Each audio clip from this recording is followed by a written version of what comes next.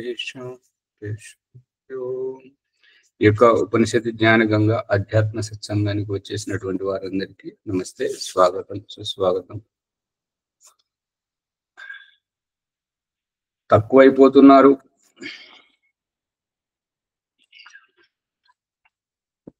సమయానికి రావట్లేదు,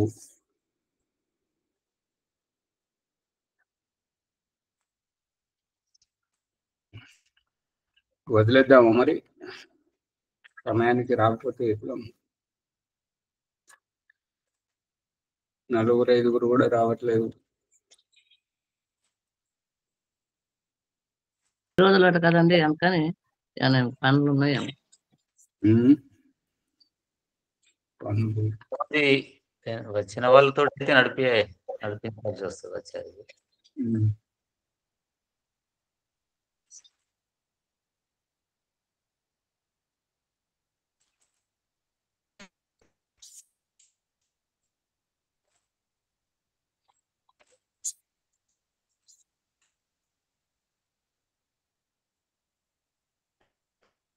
పద్నాలుగవ అధ్యాయం బృహదారణ్యోపనిషత్తులో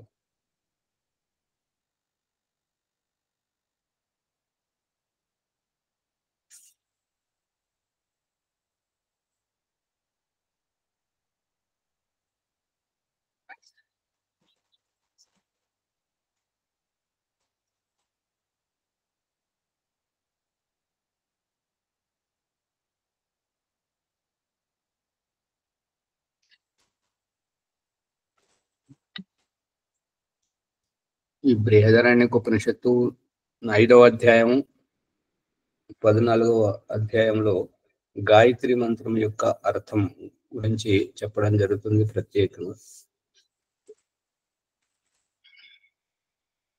భూమి, అంతరిక్షము, ఈ మూడు లోకములతో పాటు సూర్యుని లోపల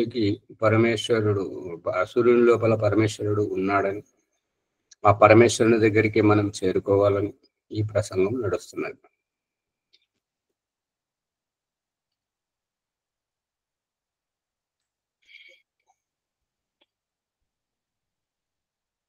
ఈ యొక్క మూడు లోకముల కంటే నాలుగవది తురీయ లోకం. నాలుగవది మనకు రోజు ఉదయం సాయంత్రము ఈ మంత్రాన్ని గుర్తు చేస్తున్నాడు దయానంద సరస్వతి. ఉద్వయం తమసస్సురిస్వహ పశ్యంత ఉత్తరం దేవం దేవత్ర సూర్యం అగన్మ జ్యోతిరుత్తమం. సూర్యుని వద్దకు చేరుకోవాలి మనందరం, ముక్తాత్మలందరూ. ఎవరికైతే ఈ యొక్క ప్రారంధం కర్మఫలం పూర్తయిందో అటువంటి ఆత్మలు భువికి దిగి రావడం, ఏ ఆత్మలకైతే భూమిలో అనుభవించాల్సినటువంటి కర్మఫలం పూర్తయిందో అటువంటివి ఊర్ధ్వరేతస్సులు ఉద్గమనం చేస్తూ పైకి ఎదిగిపోవడం, అటువంటి ప్రకరణం నడుస్తున్నది. ఈ యొక్క గాయత్రి మంత్రం ప్రత్యేకంగా ఉన్నది. ఈ అష్టవసువులు అని అంటే 8 వసువులు అంటే నివాసము, ఆచ్ఛాదనం, రక్షణ, ఆధారం. మనకి ఏదైతే ఆవాసం కల్పిస్తుందో అటువంటి దానిని వసువులు అంటారు. అంటే 8 వసువులు, అష్టవసువులు. వీటన్నిటిలో ప్రాణి జాతులు ఉన్నవి, బ్రతుకు తెరువు ఉన్నది, జీవనాధారం ఉన్నది అనేటువంటి రహస్యాన్ని సత్యార్థ ప్రకాశం 8వ సముల్లాసంలో దయానంద సరస్వతి చెప్పాడు. సూర్యునిలో సైతం జీవులు ఉన్నారు, చంద్రునిలో ఉన్నారు, మంగళ, బుధ, శుక్ర, శని ఈ గ్రహాలలో ఉన్నారు, నక్షత్రాలలో ఉన్నారు అనేటువంటి రహస్యం. మరి వారు ఎలా ఉన్నారు అని అంటే, ఇప్పుడు నేపాలీలు, నైజీరియా వాళ్ళు, అమెరికా వాళ్ళు ఈ యొక్క దేహం ఒకటేనైనా ఆకృతి భేదంతో భిన్నముగా కనిపించడం, మరియు వాక్చాతుర్యం ఒకటేనైనా ఏ ప్రాంతం వారికి ఆ భాష అన్నట్టుగా వివిధ భాషలతో, భాష వేరు కావచ్చు, లిపి వేరు కావచ్చు, వేదములు మాత్రం అందరికీ ఒక్కటే. లిపి వేరు కావచ్చు, ఇప్పుడు మనకు తెలుగులో వేరు, హిందీలో వేరు, సంస్కృతంలో వేరు, ఇంగ్లీష్లో వేరు. ఇప్పుడు మన దేశంలో ఎట్లయితే చూస్తున్నాము అదే రూపకంగా ఆ గ్రహాంతర భాషలకు కూడా వారికి కూడా ఉన్నాయని చెప్పేసి దయానంద సరస్వతి సత్యార్థ ప్రకాశం 8వ సముల్లాసం చివరిలో చెప్పడం జరిగింది. అందుకని ఈ వసు నివాసం ఏర్పాటు చేయడం జరుగుతుంది. ఇప్పుడు పరిస్థితి ఏంటంటే టిబెట్ వాళ్లకు అక్కడ వారికి నరకం ఏమిటి అంటే మంచు. అదే మనకు ఇక్కడ భారతదేశంలో నరకము ఏమిటి అని అంటే వేడి. మనకు చలి అంతగా ఉండదు కాబట్టి వేడి అంటే భయపడుతుంటారు. కాబట్టి అందుకే మనది నూనెలేసి కాల్చడం, బల్యాలతో పొడవడం, కత్తులతో నరకడం ఇటువంటిది. వాళ్ళు ఏమని కోరుకుంటారని నీకు నరకం, మంచి పెద్ద బర్ఫ్ కొండల్లో నువ్వు మునిగిపోవాలి, నిన్ను మంచు కప్పుకపోను అని ఆ రకంగా వాళ్ళు మాట్లాడుకుంటుంటారు. అంటే ఈ స్వర్గము అనేటువంటిది, సుఖము అనేటువంటిది ప్రాంతీయ భేదంతో మనుషుల యొక్క భావజాలం మీద ఆధారపడి ఉన్నది. కానీ అది ఒక అవస్థ, ఒక స్థితి, మన ఒక ప్రదేశము అనేటువంటి విధంగా లేదు. ఆ విధంగా ఉన్నట్టయితే అందరికి ఒకే రకంగా ఉంటుంటది కదా. వాళ్ళు మళ్ళీ ఈ అరబ్ దేశాలకు వెళితే వాళ్ళు ఏమంటారంటే నువ్వు ఇసుక దిబ్బలో కప్పుకపోను, నీ మీద ఇసుక వచ్చి పడ అని. అక్కడ వాళ్ళకు ఇసుక తుఫాన్లు వస్తుంటాయి, ఇక్కడ అమెరికా వాళ్ళకు మంచి తుఫాన్లు వస్తుంటాయి, ఇక్కడ మన దగ్గర వేడి వడగాల్పులు వస్తుంటాయి. ఇక్కడి వాళ్లకు అక్కడ. అంటే ఈ స్వర్గము అనేటువంటిది, నరకము అనేటువంటిది వ్యక్తిని, వ్యక్తిత్వమును బట్టి, ప్రాంత భేదమును బట్టి, భాషా భేదమును బట్టి విడివిడిగా ఉండడం జరుగుతుంది. అర్థమవుతుందా? ఊరిగా కూర్చున్నారా?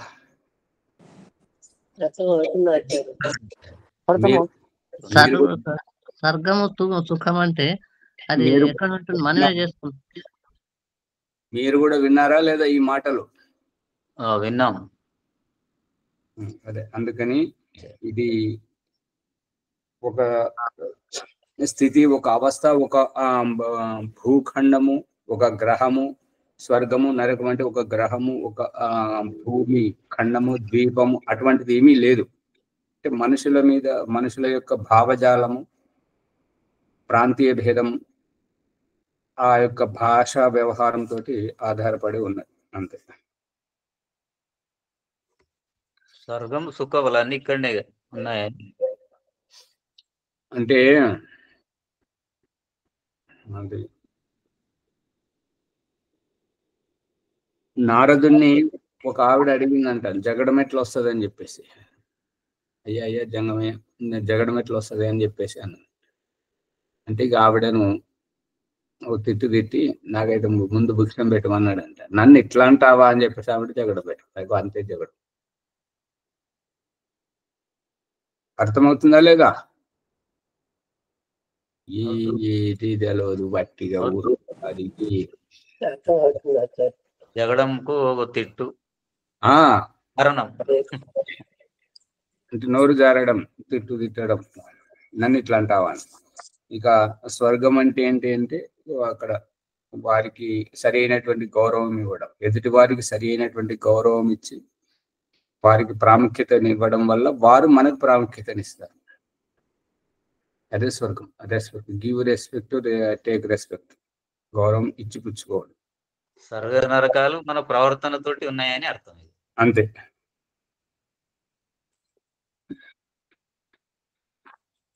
ఈ రకంగా ఈ 3 లోకాలను ఎప్పుడైతే ఈ ధ్యానం చేయడం జరుగుతుంటుందో, అందులో ఈ యొక్క గాయత్రి ప్రథమ పదము ఈ ప్రకారముగా తెలుసుకొని, ఎవరైతే తెలుసుకొని ఈ 3 లోకాలలో ఎంతెంతైతే వారికి లభించాలో అంతంత మాత్రాన వారు పొందుతూ ఉంటారు. ఎందుకంటే అదే అభిప్రాయంతో ఆ విధంగానే వారు ఉపాసన చేస్తూ ఉన్నారు కాబట్టి, అటువంటి భావజాలంతో వారు దానిని కోసం తాపత్రయపడుతున్నారు కాబట్టి ఆ రకంగా వారికి అందుతూ ఉంటాయి. ఇక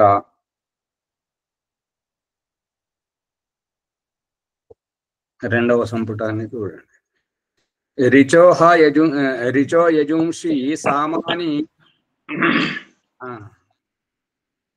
ఓం ఆచార్య, 3 లోకాలు అంటే ఇప్పుడు ఒకటే లోకంలో ఉన్నాం కదా, భూలోకంలో ఉన్నాము, 3 లోకాలు ఎట్లా మనం తృప్తి పొందుతుంటాం అనేది డౌట్ వస్తుంది. ఇప్పుడు భూమి మీద ఉంటున్నాము, అంతరిక్షంలో ఎదుగుతున్నాము, మరియు ఈ యొక్క సూర్యునిలో పరమాత్మ ఉన్న దగ్గరికి మన ఉద్దేశాన్ని పెట్టుకొని ధ్యాన స్థితిలో కూర్చుండి వెన్నెముకను చక్కబెట్టి ఇది సాధించడం జరుగుతుంది. మైక్ బంద్ చేయండి, వెంటనే మాట్లాడిన తర్వాత మైక్ బంద్ చేస్తే రికార్డు చేయకుంటుంది, మీరే వాళ్ళకు బాగా అనిపిస్తుంది. అందు గురించి ఉండేది ఒకే లోకంలో ఉంటున్నాం, భూమి మీదనే నివసిస్తున్నాం, కానీ అంతరిక్షంలో ఎదుగుతున్నాము. ఆనందం, ఉల్లాసం, ఉత్సాహం అంతా అంతరిక్షంలో జరుగుతుంది. సూర్యచంద్రుల ప్రకాశంతో మనం లాభాన్వితం అవుతున్నాం. దినము రాత్రి అని అది వ్యవహారం చేస్తున్నాం. ఇక 4వ దాని గురించి ప్రయత్నం చేయడం, ఈ పూజలు, జపము, ధ్యానము, యోగము, సాధన, సాక్షాత్కారము, ఇవన్నీ. అర్థమవుతుందా శ్యామలయ్య గారు? అర్థమవుతుంది ఆచార్య. భూవస్వహ ఈ లోకాలుగా చెప్పుకుంటారు కదా ఆచార్య. అవునవును, భూలోకం, భువర్లోకం.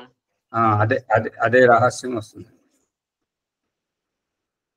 రిచో యజుంషి సామాని, ఇక రిక్కు అంటే ఋగ్వేదం మంత్రాలు, యజుంషి యజుర్వేదం మంత్రాలు, సామాని ఈ సామవేదం మంత్రాలు, ఇది అష్టౌ అక్షరాన్ని అష్టాక్షరం.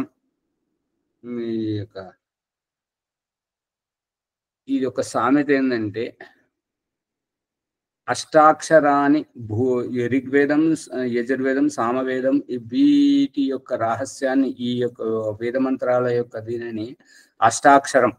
అష్టాక్షరం అంటే ఈ లోకం ఏమిటి, ఋగ్వేదం ఏమంటుంది, యజుర్వేదం ఏమంటుంది, సామవేదం ఏమంటుంది, వీటి యొక్క ఉద్దేశం ఏంటి, వాటి వల్ల మనకు ప్రయోజనం ఏంటి, ఈ రహస్యాన్ని చర్చించుకుంటూ ఈ యొక్క వ్యవహారం ఎటువైపు పోయిందంటే అంత్యాక్షరి అనేది పోయింది. అష్టాక్షరి అనేటువంటి దానికి అంత్యాక్షరి అనేటువంటిది పుట్టించి, ఇక ఏదైతే శ్లోకాలు ఉంటాయో, మంత్రాలు ఉంటాయో, దాని యొక్క చివరి అక్షరం, ఆ పదం యొక్క చివరి అక్షరంతో మళ్ళీ తర్వాత వాళ్ళు మాట్లాడాలి, చెప్పాలి అనేటువంటి అభిప్రాయం పుట్టుకొచ్చింది.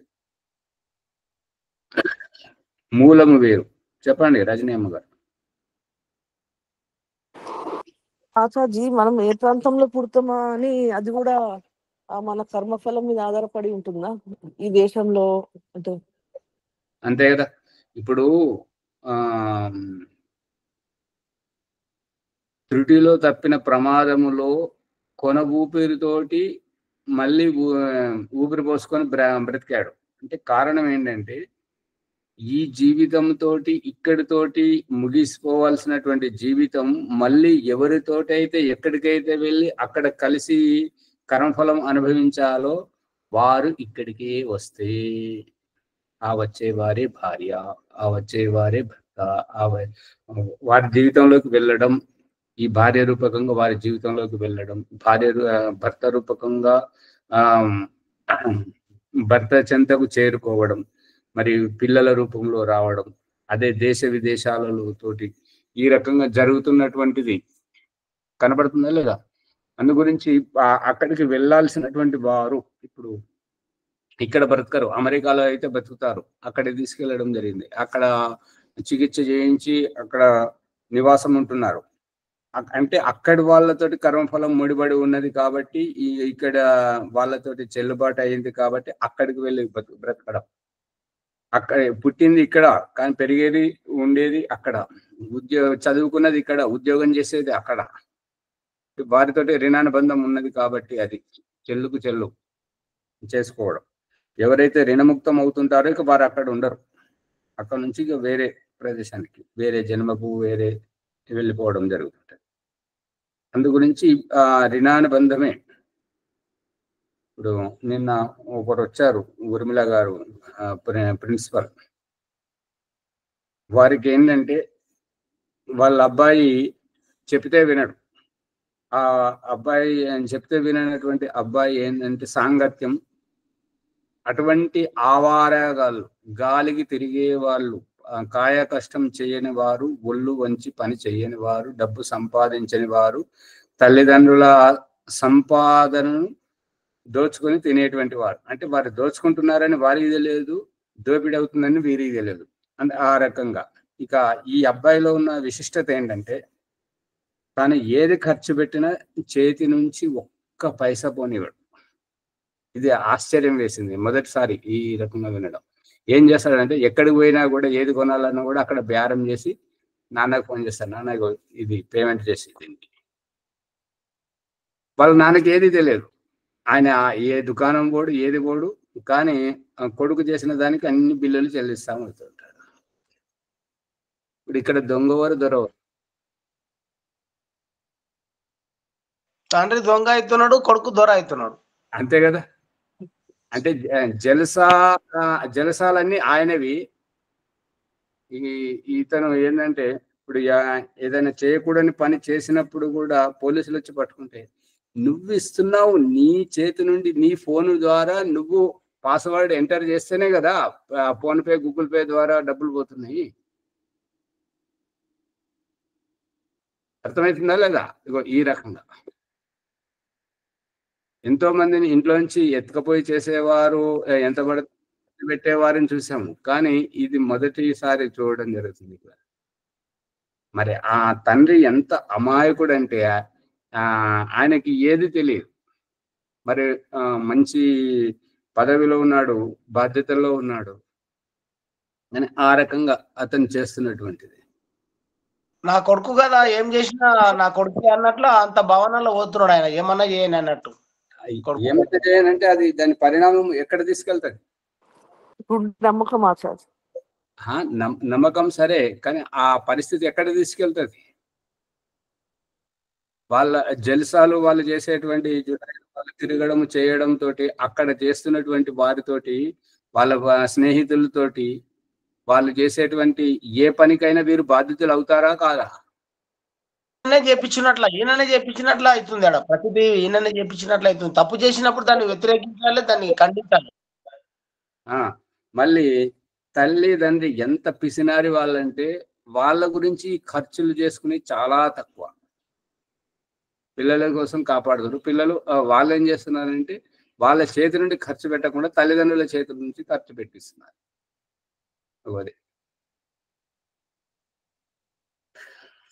అదేంటంటే మృదువైన ప్రేమమయ ప్రేమ, ఆ ప్రేమ వల్ల వాళ్ళు ఏం చేస్తున్నారో తెలియదు. కాకి పిల్ల కాకికే ముద్ద అన్నట్లు అవుతుంది ఆచార్య. వాళ్ళకు అంత ప్రేమ అంత ఉన్నది వాళ్ళ మీద, ఏం తప్పు చేసినా ప్రేమతోటి ఏం చేస్తున్నారో కూడా తెలియకుండా ప్రారంభాన్ని అనుభవించడమే ఆచార్య. మొహం చూడని తిట్లు తిట్టడం, వారిని తీసుకువరేసినట్టు ఏమాత్రం లెక్క చేయకపోవడం తల్లిదండ్రిని. ఎందుకంటే ఒక్కడే కొడుకు కాబట్టి అంత ముద్దుగా పెంచుతున్నారు. ఇప్పుడు బంగారు తప్పు ఉంటే దానితోటి తలగోసుకోవాలన్న ఆచార్య, అట్లా కాదు కదా, అది తప్పు తప్పే. వాళ్ళు అర్థం చేసుకోవట్లేదు. అది వీళ్ళ చేతులు కూడా వ్యక్తిగతంగా ఎదిగేది ఏముంటది ఆచార్య, ఇట్లా జీవితం కొనసాగించడం తప్ప వ్యక్తిగతంగా తానుగా గుర్తింపబడేది ఏముంది? ఇంకా వీళ్ళు దగ్గరుండి పిల్లవాడిని చెడగొడుతున్నారు, చెడగొట్టడమే తప్ప దాంతో ఎట్లా జరుగుతుంది.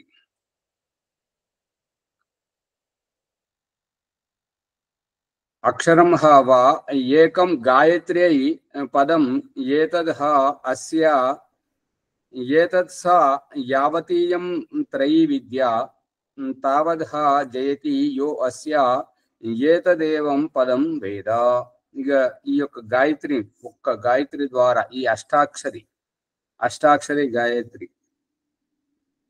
గాయత్రి మంత్రం యొక్క అభిప్రాయం గురించి గురునానక్ దేవ్ ఏమన్నారంటే, ఒరే ఆర్య సమాజీ, నీ तेरी गायत्री लंगड़ा रही है, ఉసేతో దేఖలో ఓ ఆర్య సమాజ కూడా మీ యొక్క గాయత్రి కుంటుతున్నది, దాన్ని చికిత్స అయితే చేయించు, దాన్ని సవరించు.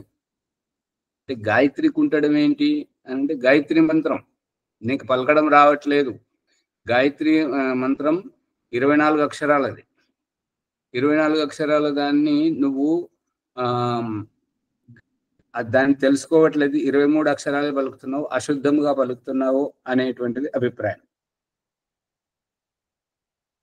ఓం భూర్భువస్వః తత్సవితుర్వరేణ్యం భర్గో దేవస్య ధీమహి ధియో యో నః ప్రచోదయాత్. ఈ యొక్క రేణ్యం రేణియోం ఈ రకంగా దీన్ని పలకాలి. దీంట్లో జీవితం 4 స్తంభాల ఆట. 4 స్తంభాల ఆట ఎవరైతే పసిగడతారో వారి జీవితం సార్థకం దిశగా నడుస్తున్నట్టుగా. అందు గురించి ఈ గాయత్రి మంత్రాన్ని పలకడం, గాయత్రి మంత్రాన్ని జపం చేయడంలో గురునానక్ దేవ్ గారు హెచ్చరించారు. అది గమనించాలి. ఇంకా ఈ 3 పోగుల యజ్ఞోపవీతం వేసుకోవడంలో, 3 సమిధానాలు మాత్రమే తెలుసుకోవడంలో ఎవరైతే ఇంతవరకే పరిమితమవుతుంటారో వారు చేసేది ఆధ్యాత్మికమంతా ఆగమాగం. లోతుగా తెలుసుకున్నప్పుడే జీవితం సార్థకం అవుతుంటది, తరించిపోవడం జరుగుతుంటది. యజ్ఞకుండమే ఆచార్య ఇంతకు మొదలు యోగానంద స్వామి గాయత్రి ఒక్కటే చెప్తాడు. ఆయన ఉదయం సాయంత్రం గాయత్రి మంత్రం చేసుకోవాలి, గాయత్రి మంత్రమే చెప్తాడు ఉండే మన ఆశ్రమంలో ఉన్న పాతస్వామి. కొద్దిగా మధ్యలో రాకండి, విషయాన్ని గుర్తించండి. యజ్ఞకుండమే అర్థం కావట్లేదు. యజ్ఞకుండం 4 మూలలే ఎందుకుంది? 4 మూలలే ఎందుకుంది? ఇది తెలుసుకున్నటువంటి వారికి నా జీవితం యొక్క 4 స్తంభాల ఆట అనేది అర్థమవుతుంటది. 4 మూలలు ఏమేమిటివి? ఆ 4 మూలలు తెలుసుకున్న తర్వాత అగ్ని యజ్ఞకుండంలో, అందుకే దయానంద సరస్వతి ఈ యజ్ఞకుండము అనే శబ్దంని వాడకుండా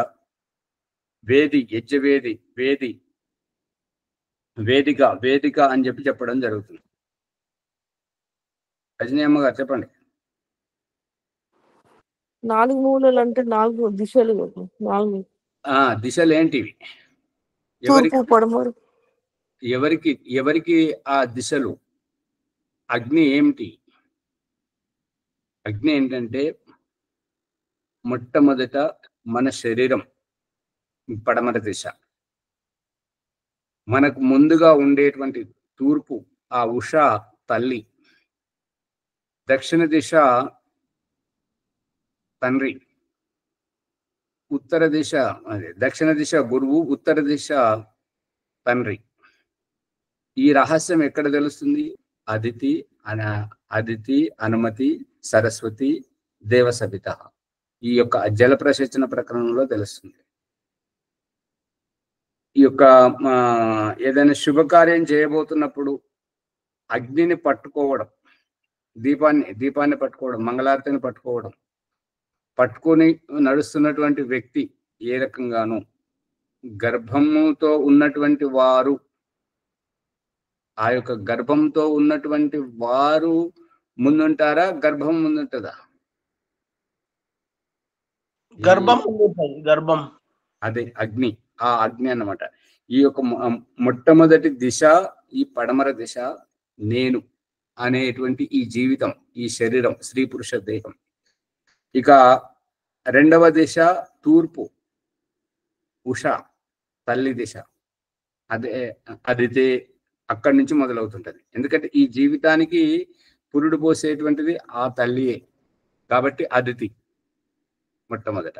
ఆ తర్వాత అనుమతి, ఈ తల్లిని ఎవరైతే చేపట్టారో ఈ యొక్క పరమేశ్వరు, అనుమతి దిశ. ఆ తర్వాత సరస్వతి, ఎవరైతే దక్షిణ దిశలో ఉండి ఉత్తరాభిముఖంగా తీసుకెళ్తున్నారో వారు గురువు. తర్వాత దేవసవిత, ఇతను గురుకులం నుంచి ఇంటికి వచ్చి వివాహం చేసుకొని ఇంటి బాధ్యతలు చేపట్టి చేసేటువంటి వాడు గురువు. తల్లి, తండ్రి, గురువు, ఇవి ముగ్గురు దగ్గరికి ఎప్పుడూ తిరుగుతూనే ఉంటాడు కాబట్టి 4 దిశల్లో జలం సేచనం. ఈ చిలకరించడం ఉంటుంటది అన్నట్టుగా. అందు గురించి ఈ యజ్ఞం కుండం యొక్క 4 దిశల్లో, అదే రామ్ ప్రసాద్ బిస్మిల్ గారికి యజ్ఞం చేయాలని అనిపిస్తే అతన్ని జైల్లో పెట్టినప్పుడు అతని యజ్ఞకుండం ఏమిటి అంటే ఇది ఏమంటారు, వీళ్ళు ఈ ఫకీర్ వాళ్ళు ఈ భిక్ష పాత్ర తీసుకొస్తుంటారు చూడండి, పగిలిపోయిన దానిలాగా ఉంటుంటారు చూడండి, సగమే, దాన్ని ఏమంటారు, ఫకీర్ చిప్ప. చిప్ప చిప్ప చిప్ప ఆ రకంగా ఉండేది అన్నట్టుగా. యజ్ఞం చేయడమే అక్కడ ఉద్దేశం, కానీ ఆ యజ్ఞకుండం యొక్క వైవిధ్యం అర్థమైనటువంటి వాళ్ళు అటువంటిది పట్టారన్నమాట. అందు గురించి రామ్ ప్రసాద్ బిస్మిల్ గారికి యజ్ఞం చేయాలనేటువంటి తపన, జైల్లో ఉన్నా సరే నాకు యజ్ఞం చేయడానికి అనుమతించాలి అని చెప్పేసి వారితోటి అనుమతి తీసుకొని యజ్ఞం చేసేవాడు అనమాట. దాంట్లో అది సరైనటువంటిది కాదు. దయానంద సరస్వతి ఆర్య సమాజంలో ఎక్కడ ఉన్నా కూడా 4 మూలల యజ్ఞకుండమే ఉంది, 4 మూలలదే ఉండాలి. ఇక ఇంకొక యజ్ఞకుండం కనిపిస్తుంది, ఏంటంటే అది గుండ్రగా కనిపిస్తుంటది, జెండా గద్దె వలె. దాని యొక్క అభిప్రాయం ఏంటంటే ఈ యజ్ఞకుండము అగ్నిర్వై దేవానా ముఖం అని ఏ రకంగా చెప్పడం జరుగుతుందో, దీనిని వ్యావహారికంగా భగవంతుడు చూపిస్తున్నటువంటిది ఏంటంటే ఈ యొక్క ప్రాణి జాతుల యొక్క ఈ 84 లక్షల కోట్ల ఏవైతే జన్మలు ఉన్నాయో, ప్రతి ప్రాణి నోరు బయట లోపల నుంచి బయటకు తెరుచుకుంటున్నది. బయట ఉన్నటువంటి అన్నపానీయాలు, ఆహారం, ఈ యొక్క శ్వాస వాయువు అనేటువంటి బయట నుంచి లోపలికి పోతుంది. బయట నుంచి పెద్దగా వచ్చి లోపలికి వెళ్ళేటప్పుడు చిన్నగా వెళ్తుంది, లోపల నుంచి బయటకు తెరుచుకుంటున్నది. ఈ రహస్యమే యజ్ఞకుండం. గమనిస్తున్నారా? అవును ఆచార్యజీ. మరి ఇవి రకరకాల ఆకారాలు కూడా ఉంటున్నాయి కదా, అది శాస్త్రీయమేనా? అది ప్రకరణానుసారంగా శాస్త్రీయమే. ఇప్పుడు మనకు ఇక్కడ ఏంటంటే ప్రాణి జాతుల యొక్క నోరు, ఇప్పుడు అగ్నిర్వై దేవానా ముఖం, దేవతం, ఈ యొక్క భూతముల యొక్క పంచమహాభూతాల యొక్క ఈ యొక్క నోరు, అగ్ని యొక్క ముఖం.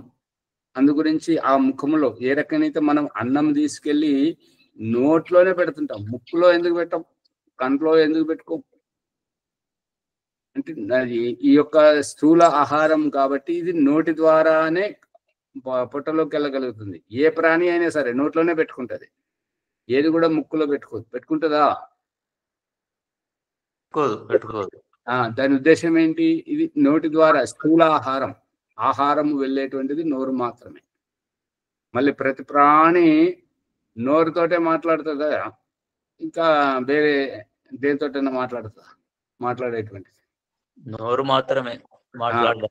అందుకని ఇది అగ్నిర్వై దేవాన ముఖం, ఈ దేవతల యొక్క, అది ప్రాణి జాతులకు ప్రతి ప్రాణికి నోరు లోపల నుంచి బయటకు ఎట్లయితే తెరుచుకుంటూ ఉంటుందో, ఈ యజ్ఞకుండము కూడా పైన వెడల్పుగా ఉంటది, కింద చిన్నగా ఉంటుంటది. కింది నుంచి పైకి ఎదగడం దీని యొక్క ఉద్దేశం. మనం తిన్నటువంటి అన్నం కూడా లోపలికి వెళ్ళిన తర్వాత కింది నుంచి పైకి లేపుతుందా, లేదంటే పైనుంచి కిందికి దించుతుందా? ఊర్జ ఎనర్జీ అనేటువంటిది దాని యొక్క మూల కేంద్రం, కింది నుంచి పైకి లేపుతుంది. అందుకని ఆ ఊర్జా శక్తి ఇందాక అడిగారు కదా, రజనీమ్మన ఎవరు అడిగారు కదా, మనము శ్యామలయ్య గారు అన్నట్టున్నారు, ఇప్పుడు మనము భూమి మీదనే ఉన్నాము, మరి మిగతా లోకాలు ఎక్కడ ఉన్నాయి అని. మనము భూమి మీదనే మన విత్తనం పడింది, కానీ మనం ఎదిగేటువంటిది పైకి ఎదగడం. గర్భంలో గర్భాధానం జరిగినా కూడా మనం పైకి ఎదగడం పిండం. మళ్ళీ ఈ భూమి మీదకి శిశువుగా పుట్టిన తర్వాత కూడా మనల్ని పైకే పెంచుతున్నాడు భగవంతుడు, కిందికి పెంచట్లేదు. అందుకని ఈ యొక్క రహస్యం మనం పైకి ఎదగడం. ఇప్పుడు సాధనమయంగా చేస్తున్నప్పుడు కూడా ఈ యొక్క మన ఊర్ధ్వరేతస్సులు కావడం, మూలాధారం నుంచి పైకి లేవడం. మళ్ళీ ఎవరైనా బాగా శ్రమ చేసి అలసిపోయారనుకోండి, వారి ఊపిరి శ్వాస అనేటువంటిది పై నుంచి కిందికి లాక్కోవడం, పైకి వదలడం. ఇక అసలైనటువంటి రహస్యం ఏంటంటే అన్నము తినే దాంట్లో అంత ప్రాముఖ్యత లేదు, కానీ ఈ మల విసర్జన చేసిన తర్వాత మాత్రం చాలా ఉపయోగకరం. ఏంటంటే ఈ యొక్క మలం ఎవరైతే ఆపుకుంటారో వారికి ఈ గురుత్వాకర్షణతోటి పృథివీతో ఎక్కువ సంబంధం ఉన్నది. ఎవరైతే ఈ మల విసర్జన చేసిన తర్వాత శరీరం తేలికవడం, ఎప్పుడైతే గ్యాస్ పొట్ట నిండా వాయువు నిండి ఉండి ఇబ్బంది పడడం, అది వదిలిన తర్వాత తేలికవడం, ఈ తేలికవడం అనేటువంటిది శరీరం తేలిక పైకి లేపుతుంది. గమనిస్తున్నారా లేదా? ఇది దేవుడు చూపిస్తున్నటువంటిది. ఏంటంటే నువ్వు పైకి రావాల్సినటువంటి వాడు. మనము తుమ్మినా దగ్గినా ఏదైనా సరే శరీరంలోంచి ఆవలింతలు, తుమ్ము, దగ్గు ఏదైనా సరే పైకి తీసుకొచ్చి వదిలేస్తున్నాడు భగవంతుడు. ఆచార్యజీ, ఇప్పుడు కొన్ని పాములు అవి ఇట్లా అడ్డంగా ఉంటాయి కదా, వాటికి అట్లాంటి శక్తి లేదా ఆచార్యజీ? మనకు వెనుముక చక్కగా ఉన్నందుకు మనకే ఉందా, వేరే జీవ జంతువులకు లేదా అది శక్తి? అంటే ఈ యొక్క వాటి కర్మఫలానుసారంగా ఇప్పుడు మనుషులను మాత్రమే భగవంతుడు నిలబెడుతున్నాడు. అదే పశువులను పడుకోబెడుతున్నాడు, పాములను పడుకోబెడుతున్నాడు. పక్షులను మాత్రం కూర్చున్న స్థితి నుంచి కొద్దిగా లేపుతున్నాడు. వంకరగా ఉంటాయి, తోక వైపు కాళ్ళు పెట్టి తలపైకి లేపి చూపించాడు. కనబడుతుందా లేదా?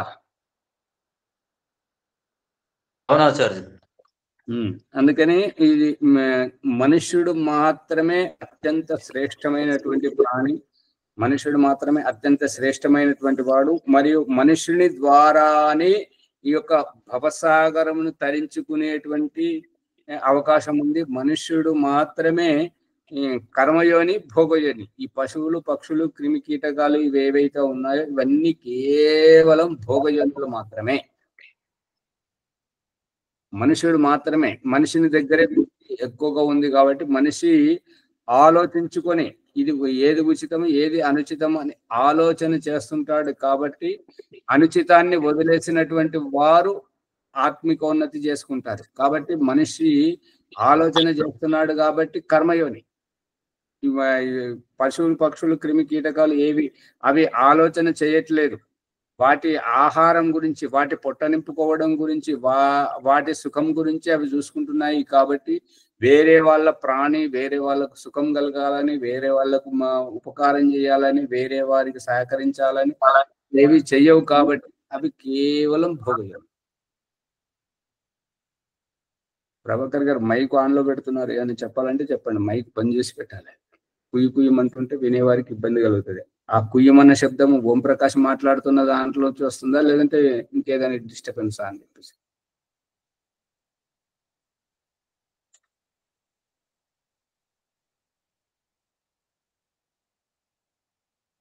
ఏకం గాయత్ర్యై పదం ఏతద్ హ ఏవ అస్య ఏతత్ స యావతీయం త్రయీ విద్య తావద్ హ జయతి యో అస్య ఏతదేవం పదం వేద.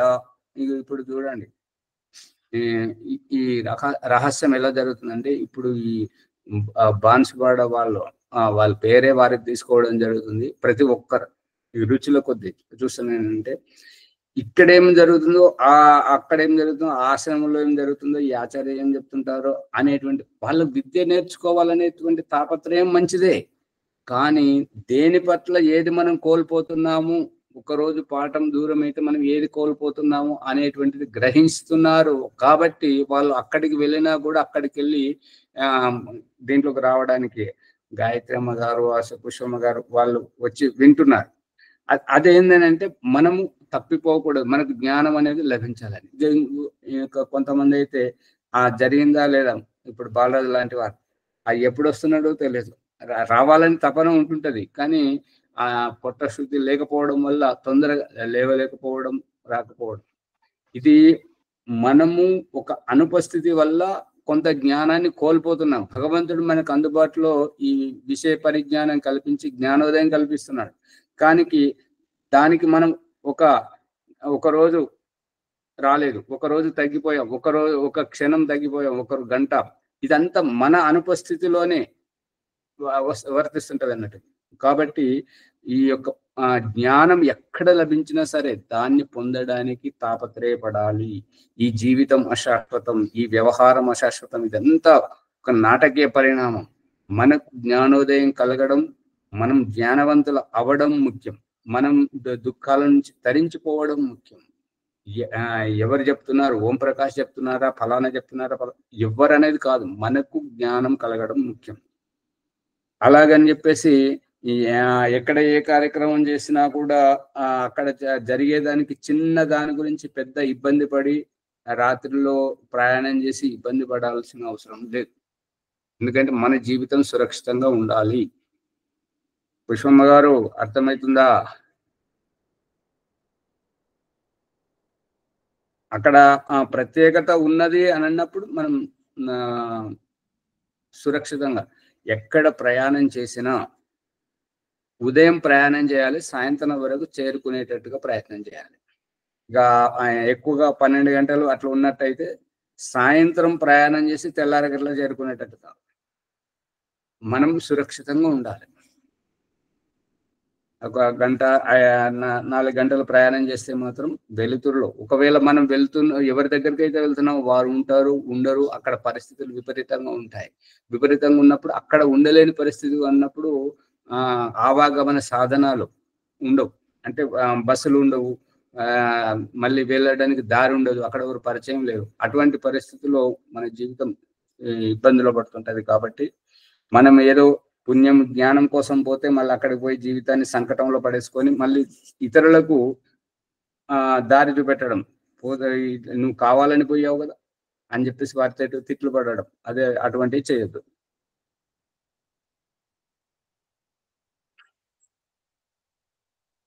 గాయత్రి అంటే ఈ గాయత్రి కొరకు చతుర్థ విభక్తి, ఈ గాయత్రి కొరకు పదం, ఈ యొక్క గాయత్రి పదం గాయన త్రాయతి గాయత్రి ఏతద్ ఏవ అస్య ఏతత్స యావతీయం త్రై విద్య.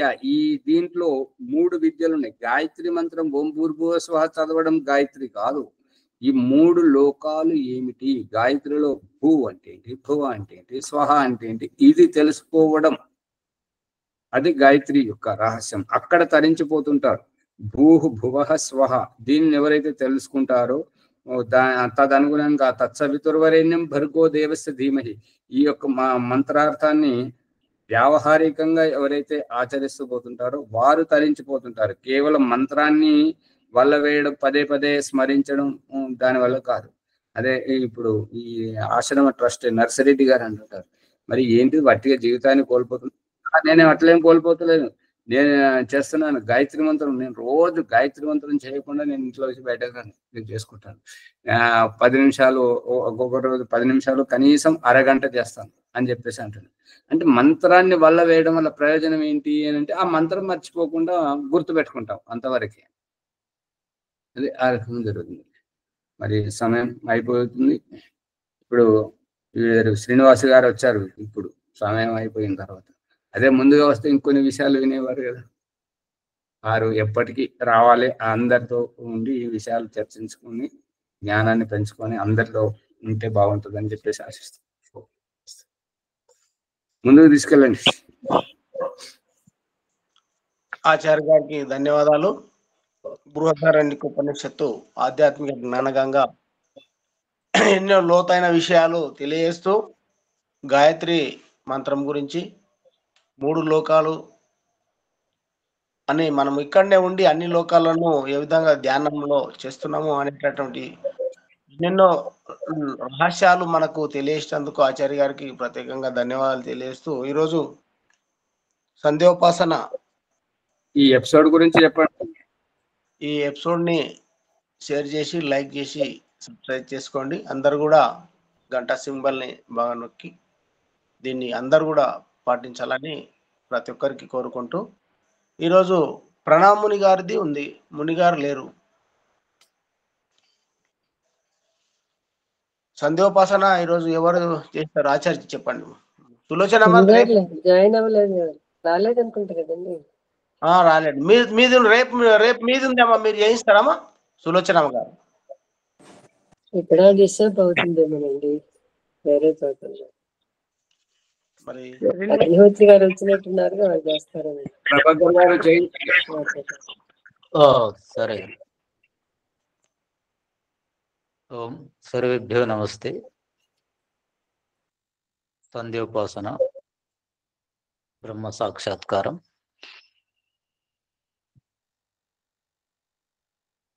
ఓ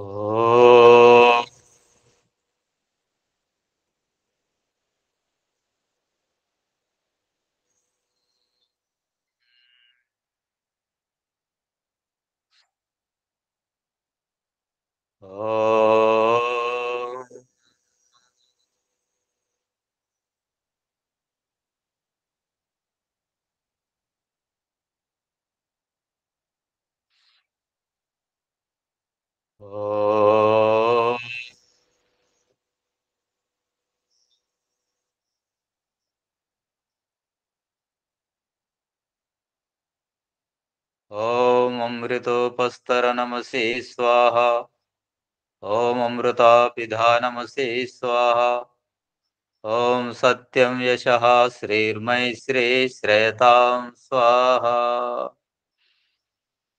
ఆచమన మంత్రం. ఓం శన్నో దేవీరభీష్టయ ఆపో భవంతు పీతయే సంయోరభిస్రవంతు నః. అంగస్పర్శ. ఓం వాక్ వాక్. ఓం ప్రాణః ప్రాణః. ఓం చక్షుః చక్షుః.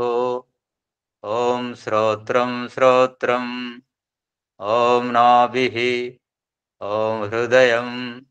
ఓం కంఠః. ఓం శిరః. ఓం బాహుభ్యాం యశోబలం. ఓం కరతలాకరపృష్ఠే. ఓం మార్జన మంత్రం. ఓం భూ పునాతు శిరసి. ఓం భువ పునాతు నేత్రయోః. ఓం స్వః పునాతు కంఠే.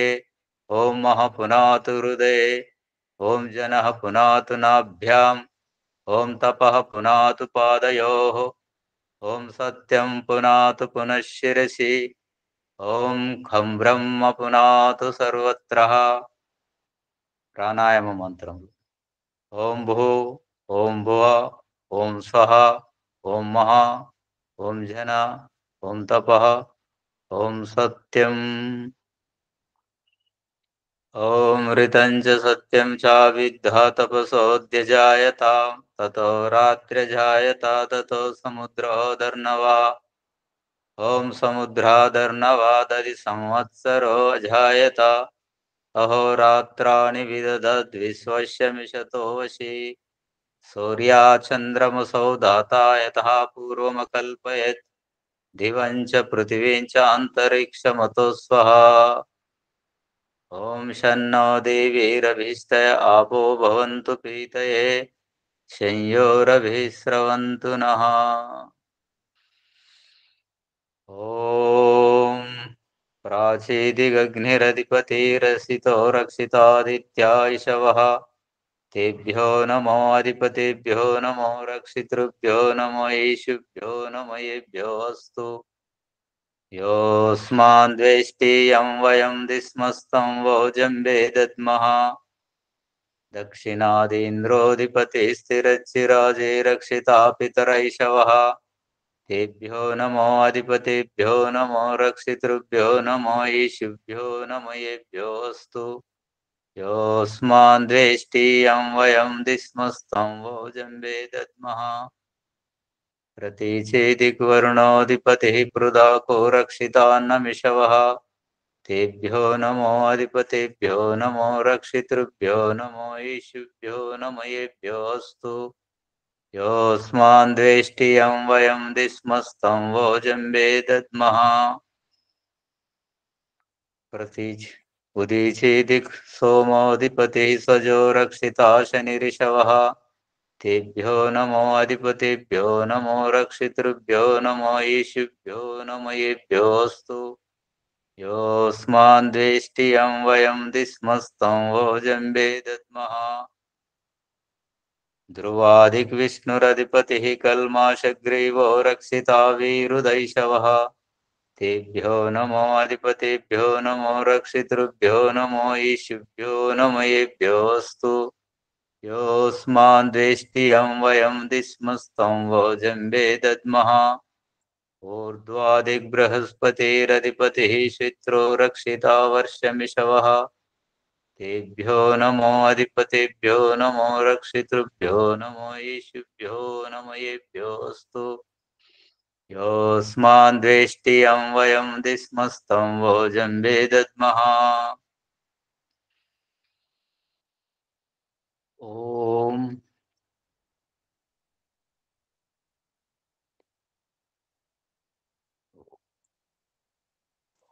మర్చిపోయినా ఆచార్యజీ. జాతవేదసు జాతవేదసునవాం సోమమరాతీయతో నిదహాతి వేదః. సనః పర్షతతి దుర్గాని విశ్వానావేవ సింధుం దురితాత్యగ్నిః.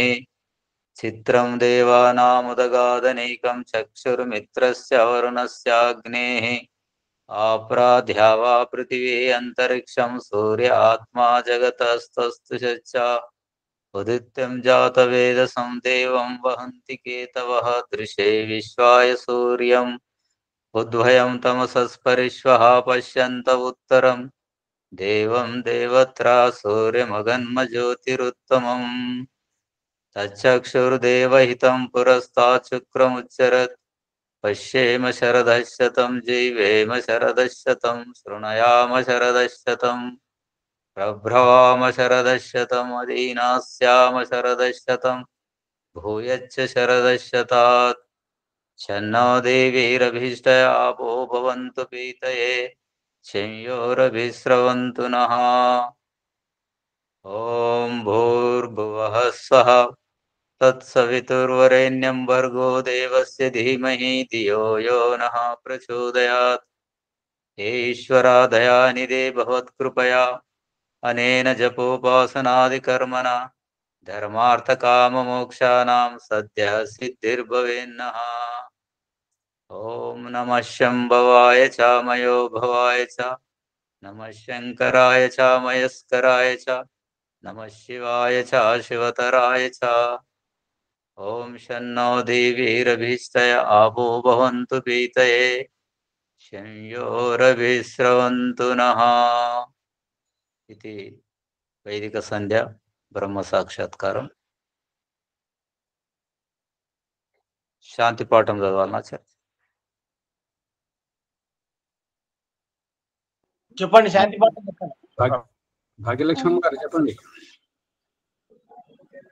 ఓం శాంతిరంతరిక్షం శాంతి పృథివీ శాంతిరాపః శాంతివోషధయ శాంతి వనస్పతయ శాంతిరిష్వే దేవా శాంతి బ్రహ్మా శాంతి సర్వం శాంతి శాంతిరేవ శాంతి సామా శాంతిరేది. ఓం శాంతి శాంతి శాంతి. ఓం నమస్తే ఆచార్యజీ. సర్వేభ్యో నమో నమః. ఓం నమస్తే ఆచార్య. సర్వేభ్యో నమో నమః. నమస్తే ఆచార్య, సర్వేభ్యో నమో నమః. ఓం నమస్తే ఆచార్య. సర్వేభ్యో నమో నమః.